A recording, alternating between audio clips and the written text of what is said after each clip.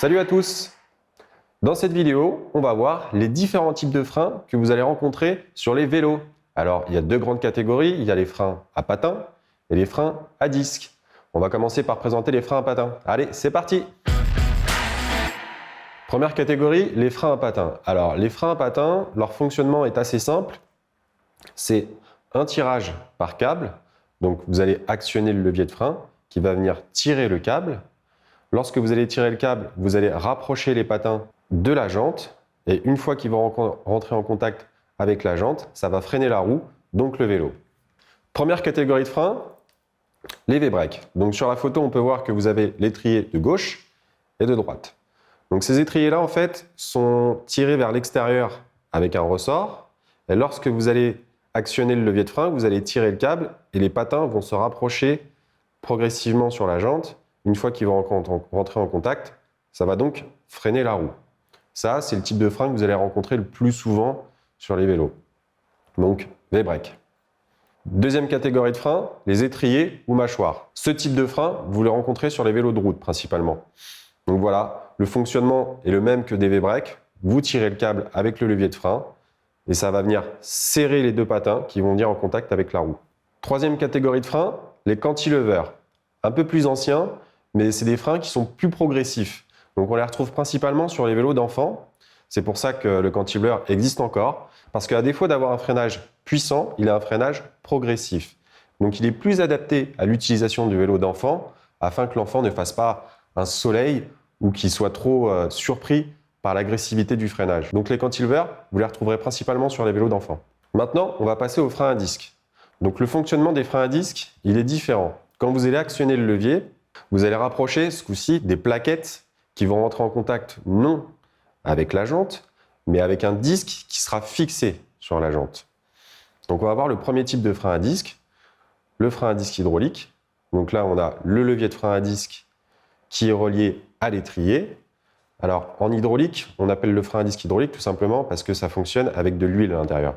Donc il y a deux types d'huile. Chez Shimano, c'est l'huile minérale. Et chez les autres marques, ça va être du DOT. L'avantage de l'huile minérale, c'est que, en fait, elle est moins agressive et moins nocive.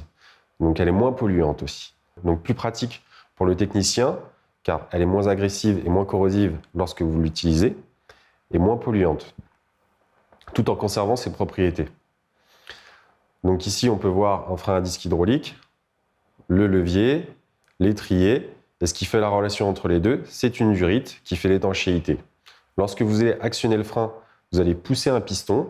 Le piston va mettre l'huile à l'intérieur de la durite sous pression, ce qui fait que ça va pousser les plaquettes. Et lorsqu'elles vont rentrer en contact avec le disque, comme sur la photo ici, le disque va forcément, lui, se freiner. Et vu qu'il est directement fixé à la roue, ça va freiner la roue. Deuxième type de frein à disque, les freins à disque mécaniques.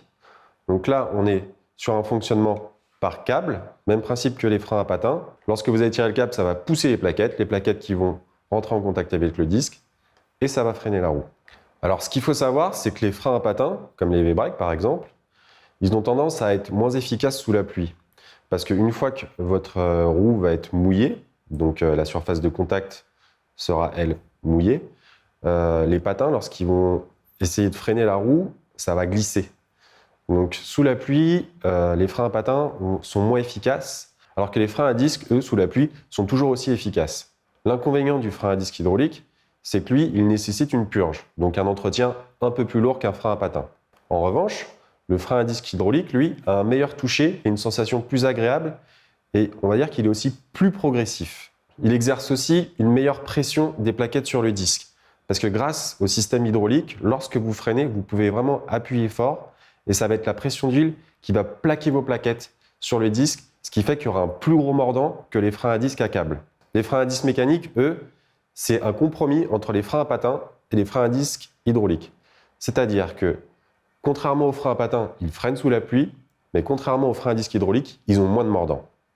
Quant à l'entretien, on reste sur un classique, un câble et une gaine. Voilà, on a fait le tour de tous les types de freins que vous allez rencontrer sur les différents vélos. Cette vidéo touche à sa fin.